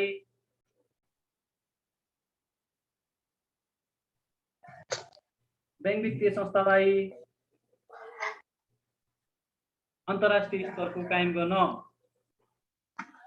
बैंक वित्तीय संस्थाहरूलाई अन्तर्राष्ट्रिय स्तरको कायम गर्न चुनौती। नेक्स्ट पोइन्ट कोभिड-19 द्वारा सिर्जित। नेक्स्ट पोइन्ट कोभिड-19 द्वारा सिर्जित क्रेडिट साइकल। प्रीति कुमारी जी तपाईको म्युट गर्नु होला। कोभिड-19 द्वारा सिर्जित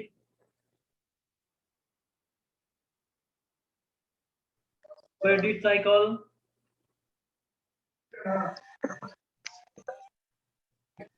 सर साउन्ड आएन। सर क्रेडिट साइकल भन्नु न सबैजनालाई, केही बुझिएन सर। सर के साइकल भनेको? क्रेडिट साइकल सबको एकैचोटि म्युट गरिदिन्छु अहिले है। क्रेडिट साइकल आवाज धेरै टराइरहेको छ सर। सबैजनाको म्युट गरिदिनु, यस्तो पाराले भएन। कोही कोहीको बजिरहेको हुन्छ, केही बुझिँदैन, कस्तो कानै दुखाउँछ। प्रीति कुमारी मण्डल।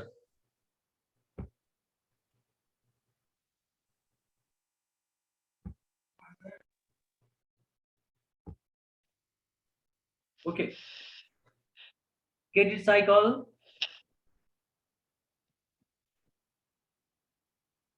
सुरुदेखि भन्नु त सर। कोभिड-19 द्वारा सिर्जित क्रेडिट साइकल एनपीएल ब्रैकेटमा नन पर्फर्मिङ लोन भन्नु। Credit cycle NPL non performing loan र सिस्टमेटिक रिस्कलाई व्यवस्थापन गर्न चुनौती रहेको। सिस्टमेटिक रिस्कलाई व्यवस्थापन गर्न चुनौती रहेको।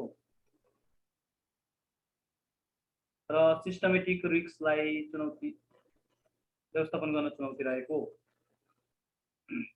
नेक्स्ट पोइन्ट बैंकर र व्यवसाय छुट्याई। नेक्स्ट पोइन्ट बैंकर र व्यवसाय छुट्याई संस्थाको कन्फ्लिक्ट अफ इन्ट्रेस्ट हुन नदी। संस्थाको कन्फ्लिक्ट अफ इन्ट्रेस्ट हुन नदी। बैंकर र के भन्नुभयो सर? बैंकर र व्यवसाय। बैंकर र व्यवसाय छुट्याई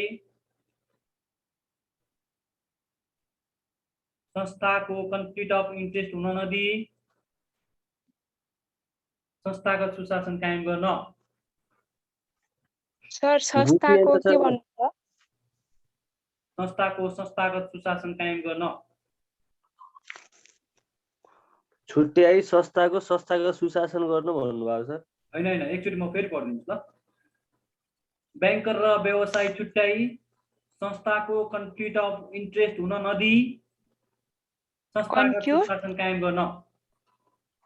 कन्फ्लिक्ट अफ के भन्नुभयो सर? त conflict of interest, conflict of interest यो शब्द सुन्नु भएको थिएन? नै। ओके, कन्फ्लिक्ट अफ इन्ट्रेस्ट हुन नदिई त्यो ब्याजमा द्वन्द्व भन्न खोजे हो सर। होइन होइन, अर्थको द्वन्द्व है। कन्फ्लिक्ट अफ इन्ट्रेस्ट हुन नदिई संस्थागत सुशासन कायम गर्न। बुझिएन सर, स्पेलिङ सहित भन्नु न। ओके, अहिले म बुझाइदिउँला कन्फ्लिक्ट अफ इन्ट्रेस्ट भनेको के हो, अहिले लेख्नुहोस् त फटाफट है। Okay, next point.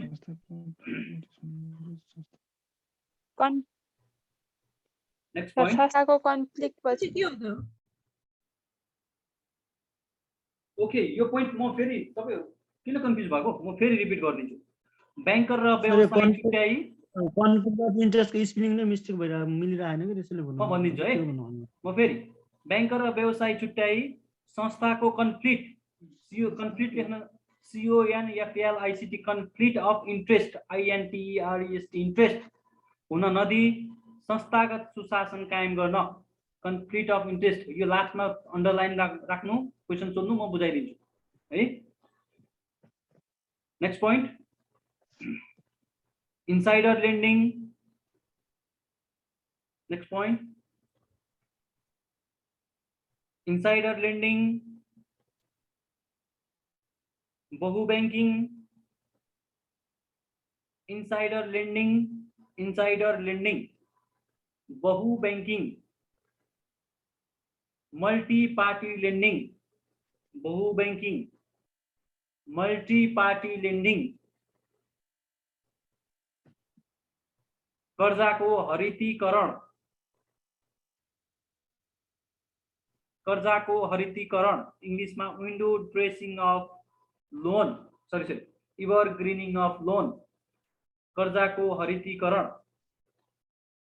हरितीकरण भन्नाले सर यो पनि अन्डरलाइन गर्नु, लास्टमा बुझाइदिन्छु है। कर्जाको हरितीकरण, एभरग्रीनिङ अफ लोन तथा window dressing of balance sheet, वसालातको सजावट, वसालातको सजावट इंग्लिशमा window dressing of balance seat आदिलाई पूर्ण रूपमा रोक्न चुनौती, आदिलाई पूर्ण रूपमा रोक्न चुनौती, आदिलाई पूर्ण रूपमा रोक्न चुनौती। अन्डरलाइन गर्नु, म लास्टमा बुझाइदिन्छु है यो टर्मिनोलोजीहरू, तपाईहरु नयाँ लागेको छ। नेक्स्ट पोइन्ट, वित्तीय क्षेत्रमा रहने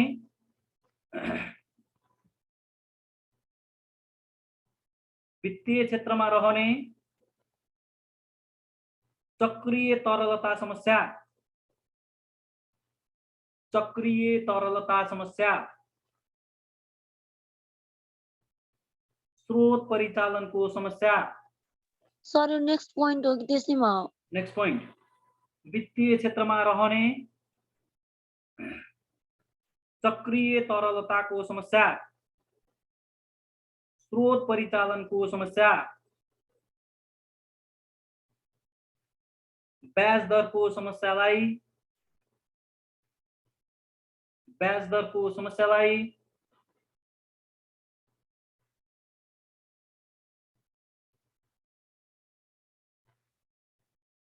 संरचनागत रूपमै समाधान गर्न, संरचनागत रूपमै समाधान गर्न। Next point,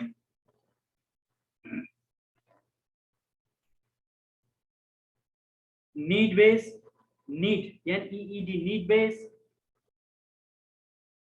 risk base, need base, risk RISK, risk base,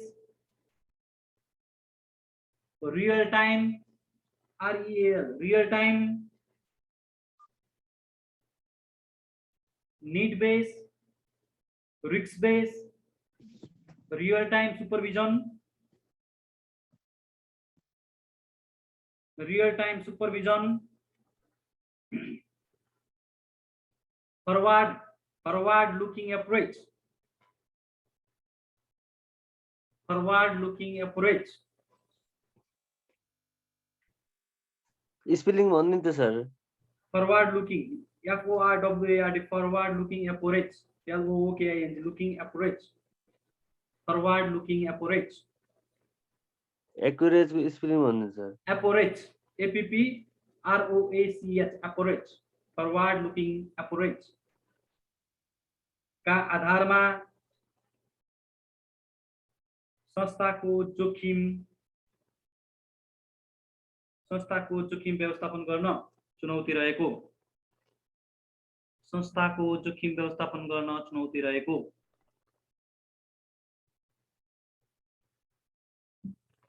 next point, electronic banking,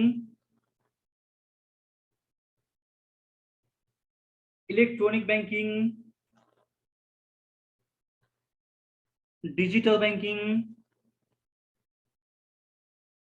electronic banking, digital banking, ICT, information communication and technology based, ICT based banking, electronic banking, digital banking, ICT based banking को माग सँगै IT मा लगानी तथा विभिन्न किसिमका IT मा लगानी तथा विभिन्न किसिमका IT रिस्क व्यवस्थापन गर्न चुनौती।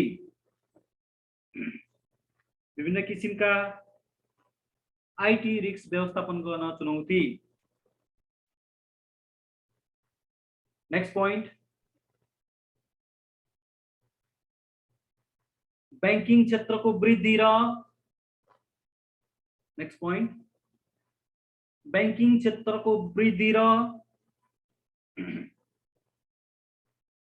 अर्थतंत्र को वृद्धि बीच बैंकिंग क्षेत्र को वृद्धि र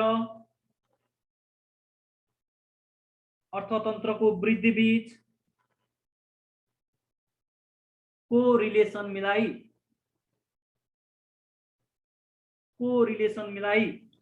सर कोरिलेशन की बीच को रिलेशन सर बैंकिंग क्षेत्र को वृद्धि र अर्थतंत्र को वृद्धि बीच कोरिलेशन मिलाई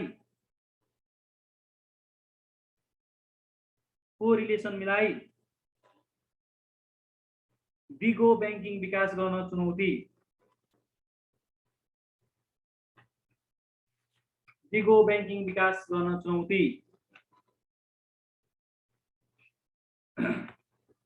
अर्थतंत्र को आवश्यकता अनुरूप नेक्स्ट पॉइंट है, अर्थतंत्र को आवश्यकता अनुरूप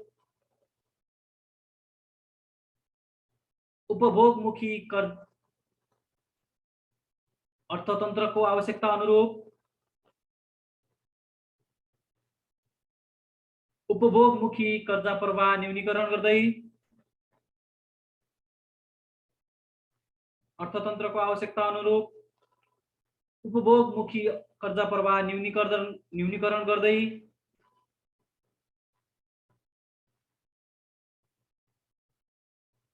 प्राथमिकता प्राप्त क्षेत्रमा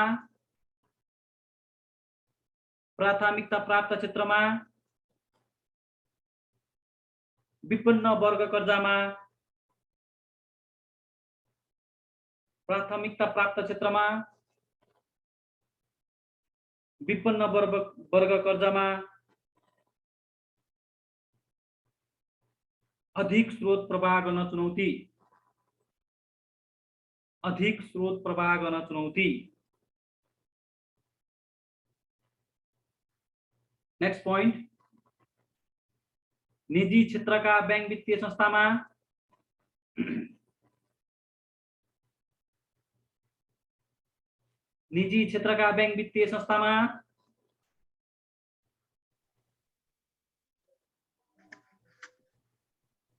गुणस्तरीय कमा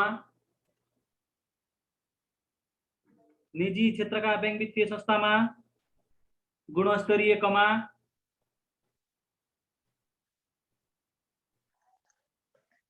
प्रविधि मैत्री गुणस्तरीय कमा प्रविधि मैत्री जनशक्ति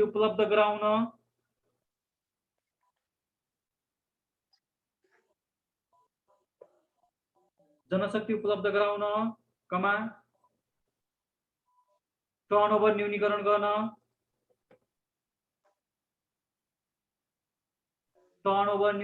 गर्न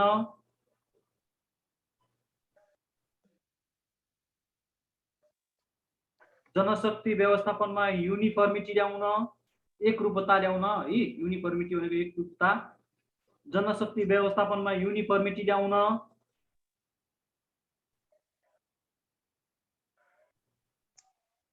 बैंकिङ सर्भिस कमिसनको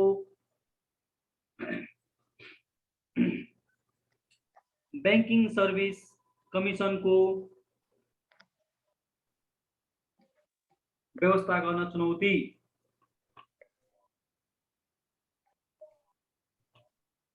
गर्न चुनौती नेक्स्ट पॉइंट वित्तीय साक्षरता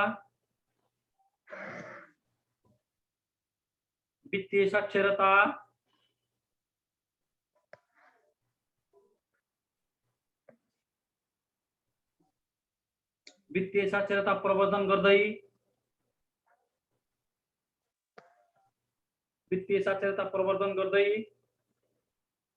वित्तीय पहुँच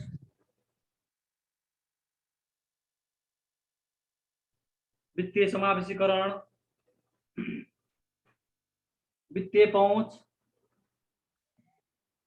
समावेशीकरण अभिवृद्धि गर्न चुनौती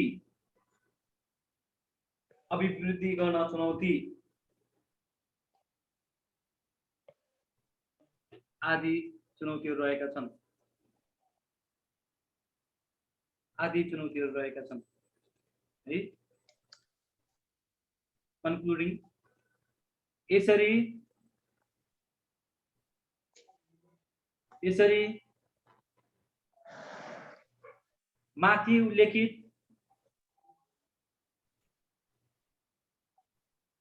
यसरी माथि उल्लेखित नेपालको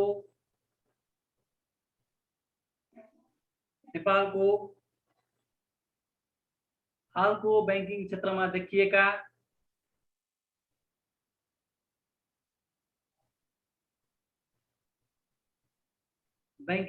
देखिएका मूलभूत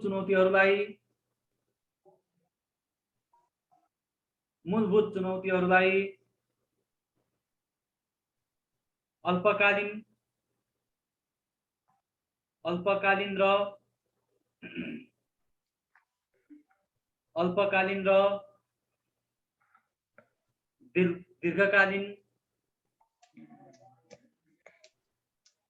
अल्पकालीन र दीर्घकालीन समाधानको रणनीति बनाई अल्पकालीन र दीर्घकालीन समाधानको रणनीति बनाई समाधान गर्नु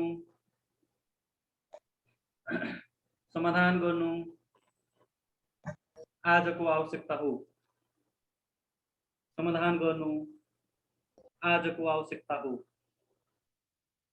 ल अघि साथीहरुले के क्वेशनहरु सोध्न खोज्नु भएको थियो त्यो टर्मिनोलोजीहरु टक टक 1 बाइ 1 भन्नु त म सर्ट सटिकमा बुझाइदिन्छु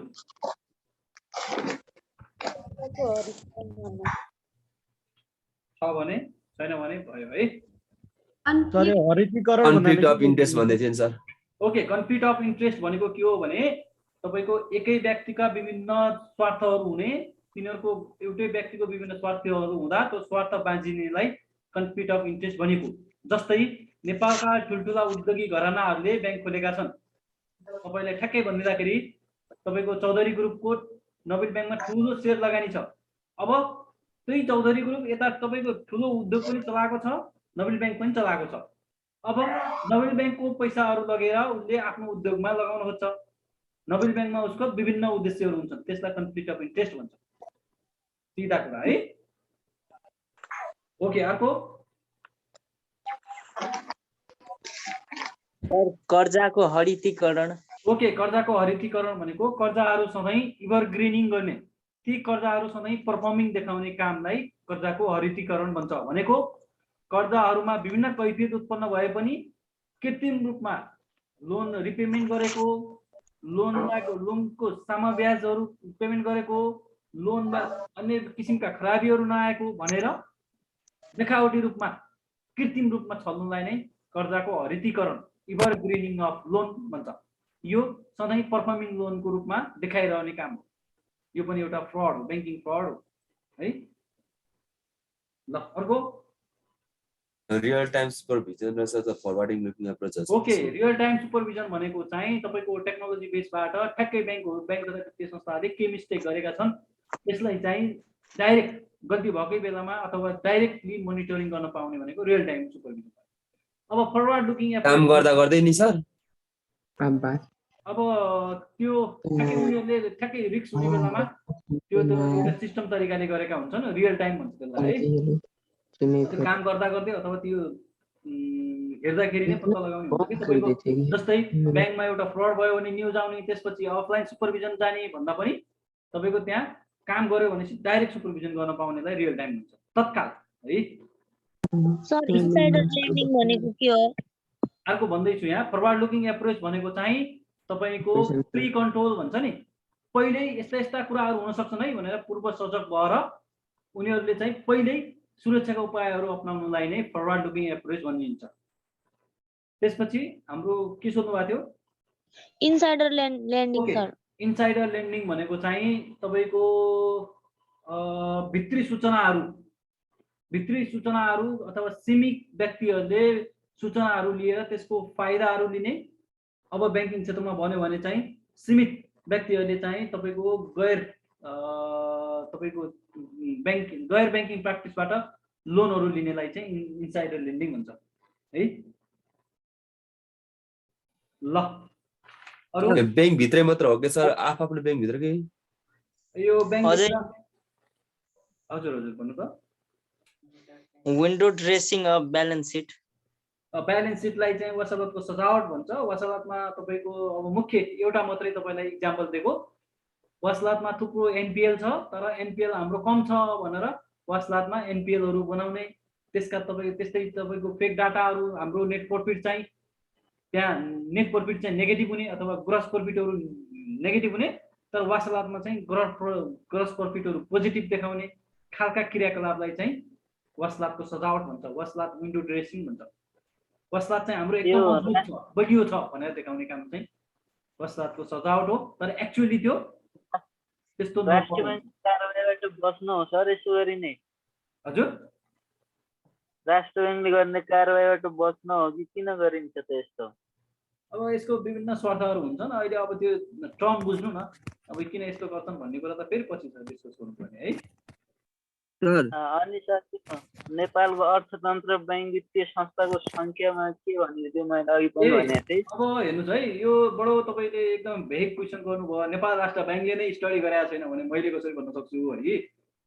तर अब त्यस्तो क्वेसन मैले देखेको थिएँ कि त्यही भएर अब हजुर हजुर यो लेख्ने है क्वेसन देखेको, यसको एन्सर पनि देखेको छ, तर अमूर्त एन्सरहरू अथवा फ्याक्ट बेस्ड एन्सरहरू छैन। राष्ट्र ब्याङ्कले नै नेपालमा कति ब्याङ्क, नेपालको अर्थतन्त्रको साइज कति हो, नेपालको ब्याङ्क तथा वित्तीय क्षेत्रको प्रमुख नियामक निकाय नेपाल राष्ट्र ब्याङ्क, मोनिटरी म्यानेजर नेपाल राष्ट्र ब्याङ्क, वित्तीय क्षेत्रको नियामक निकाय नेपाल राष्ट्र ब्याङ्क। नेपाल राष्ट्र ब्याङ्कलाई नेपालको अर्थतन्त्रको साइज अनुसार कति हो चाहिँ ब्याङ्क वित्तीय क्षेत्र, ब्याङ्क वित्तीय संस्थाहरू कति चाहिने हो भन्ने त राष्ट्र ब्याङ्कलाई थाहा छैन भने तपाईँ हामीले गफ दिनु बेकार हुन्छ। अब इन्डियासँग तुलना गरेका छन्, अन्य तपाईँको मलेसियासँग तुलना गरेका छन्, यही मदर नेगोसिएसनमा तुलना गरेर भनेका हुन् है। तर यति नै भनेर चाहिँ कसैले भन्न सक्दैन। नै यति नै होइन, अब यति के ठान्नुहुन्छ भने त्यस्तो आन्सर मिलाएर लेख्दा कसरी लेख्ने त्यस्तै एन्सर मिलाएर लेख्दा चाहिँ अब नेपालको अर्थतन्त्र अनुसार ब्याङ्क वित्तीय संस्थाहरू अधिक भएको कारणले चाहिँ अस्वस्थ पर्दा भएको छ। नेपालको ब्याङ्क तथा वित्तीय संस्थालाई एउटै खालको एउटै प्रकृतिको कारोबार गर्ने भन्दा पनि छुट्टा छुट्टै तपाईँको आवश्यकता अनुसार सेक्टरल ब्याङ्किङहरू स्थापना गर्न आवश्यक छ। त्यस सेक्टरल ब्याङ्किङहरू भन्नाले तपाईँको जस्तै अहिले इन्फ्रास्ट्रक्चर ब्याङ्क भयो, त्यस्तै गरेर इम्पोर्ट एक्सपोर्ट ब्याङ्कहरू हुन सक्छन्, त्यस्तै हाइड्रो पावर हुनसक्छ, त्यस्तै गरी आइटी बेस्ड ब्याङ्कहरू आइटीतिर लगानी गर्ने ब्याङ्कहरू हुन सक्छन्, त्यसपछि अफसोरिङ ब्याङ्कहरू हुन सक्छन्। ती विभिन्न ब्याङ्कहरू चाहिँ आवश्यक हुन सक्छन् सेक्टरल ब्याङ्किङहरू। तर अहिले भइरहेको एकै प्रकारको हाम्रो क ख ग वर्गको घ वर्गको छुट्टै हो, क ख ग वर्गको ब्याङ्कले चाहिँ लगभग एउटै प्रकारको काम कारबाही अथवा एउटै किसिमको कारोबार गरेको हुनाले यिनीहरूलाई चाहिँ कन्सोलिडेटेड गर्दै सेक्टरल ब्याङ्किङको आवश्यकता छ भन्न चाहिँ सकिन्छ है। सर यो कर्जा परिचालन 46 खर्ब भन्यौँ नि अघि हामीले, कति? यो 46 खर्ब कर्जा परिचालन भन्यौँ नि। हजुर हजुर। यसमा क वर्गको मात्रै पर्यो कि लघु वित्तको पनि पर्छ? सबै है, सबै। सबै। यसमा क वर्गको करिब करिब टोटल तपाईँको स्रोत परिचालनमा 85% क वर्गकाहरूको छ है। जस्तै तपाईँलाई म डाटै भनिदिन्छु, करिब करिब 47-48 खर्बको हामी निक्षेप सङ्कलन भन्यौँ, त्यसमा 45 खर्ब जति चाहिँ क वर्गकोले मात्रै निक्षेप परिचालन गरेका छ भनेको 85% जति त क वर्गकोले नै यत्रो निक्षेपहरू परिचालन गरेका छ है। त्यो सबै समग्र डाटा हो। सर यो वित्तीय समावेशीकरण भन्छ नि, यसमा चाहिँ खास के हो? अब हेर्नुहोस्, वित्तीय समावेशीकरण यो राष्ट्र ब्याङ्कमा छ, राष्ट्र ब्याङ्कको सिलेबसमा, त्यता भएको भए डिटेलमा पढ्नु पर्थ्यो। वित्तीय समावेशीकरण भनेको सिम्पली म तपाईँलाई लेमेनमा भनिदिन्छु, यो तपाईँको यो राष्ट्रिय वाणिज्य ब्याङ्कमा सोध्दैन र तपाईँले सोधिहाल्नुभयो, ब्याङ्किङतिरको जान्नु पनि पर्यो। त्यो वित्तीय क्षेत्रमा रहेका सम्पूर्ण प्रकारका तह तबका सबैलाई यो वित्तीय सेवाबाट वञ्चित नहुनु गराउने काम नै वित्तीय समावेशीकरण हो है। तपाईँलाई वित्तीय समावेशीकरणको बारेमा डिटेल जान्न मन छ भने राष्ट्र ब्याङ्कमा गएर एनआरबी इङ्ग्लिसमा कस्तो छ तपाईँको एनआरबी वर्किङ पेपर भन्ने छ, त्यसमा फाइनेन्सियल इन्क्लुजन, फाइनेन्सियल एक्सेस अनि एसेस टु फाइनेन्स भनेर रिसर्चै गरेका छन्। त्यहाँ प्रकाश कुमार श्रेष्ठले तिनको रिसर्चमै यति छ, वित्तीय पहुँच यस्तो छ, यस्तो गर्नुपर्छ, यस्तो सबै डिटेलमा त्यही छन् है। त्यो एउटा रिपोर्ट नै भेट्नुहुन्छ है। सर वित्तीय समावेशीकरण र वित्तीय पहुँचमा के फरक छ? अब ल तपाईँहरूले धेरै क्वेसन यहाँ अहिले तपाईँको अलिकति गफ गर्ने मौका दिएको, तपाईँहरूले थुप्रो क्वेसनहरू अब कहाँको क्वेसनहरू भित्र छिराउनु भयो। वित्तीय समावेशीकरण अलिक ब्रोड हो, वित्तीय पहुँच भनेको अलिकति कम हो। वित्तीय पहुँच भनेको चाहिँ समावेशीकरणको भनेको चाहिँ सबै प्रकारका ब्याङ्क तथा वित्तीय संस्थाहरूमा चाहिँ त्यो तपाईँको आबद्ध गर्ने, त्यसमा इनरोल गर्ने काम हो, पेनिट्रेसन भन्छ त्यसमा।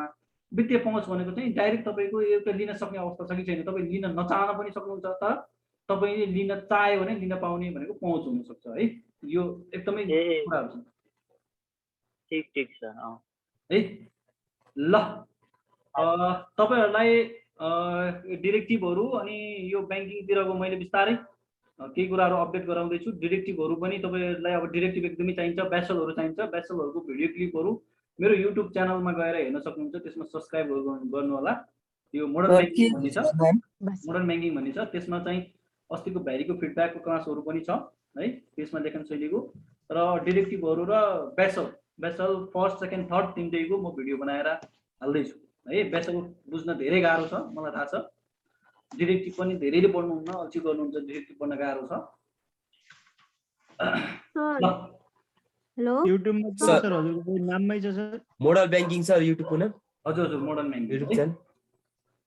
टोटल 3टा मात्रै भिडियो छ। ओके, त्यो आउँदैछ है भर्खर मैले त्यो आफ्नो थुप्रो छ मसँग, त्यो अपलोड गर्नै त्यो त्यस्तै टाइम म्यानेज गर्न गाह्रो भएको छ, त्यो अरू आउँदैछ है। ल सर हजुरको बारेमा नि भन्नु न, कुनै ब्याङ्कसँग आबद्ध हुनुहुन्छ कि के हुनुहुन्छ? म कुनै ब्याङ्कसँग आबद्ध छैन है। अब तपाईँलाई कुनै ब्याङ्क भएर म यो ब्याङ्कमा काम गर्छु, म यो अथवा मेरो टाइटल यो भनेर गफ दिएर तपाईँलाई क्लासमा राम्रो पढाउन सकेन भने त्यो टाइटलले केही पनि काम गर्दैन। तर म यो होइन भनेर गफ नदिकन तपाईँलाई राम्रो पढाउन सक्यो भने त्यही नै ठुलो कुरा हो। तपाईँले मेरो नाम यहाँ काम गर्छ भनेर तपाईँले पढाइ बुझ्ने नबुझ्ने होइन, मैले कन्टेन्ट कति दिन्छु भन्ने कुरा हो, त्यसरी ख्याल गर्ने हो है। Thank you sir. ओके हस् thank you class thank you sir. हवस् सर, धन्यवाद सर, गुड नाइट।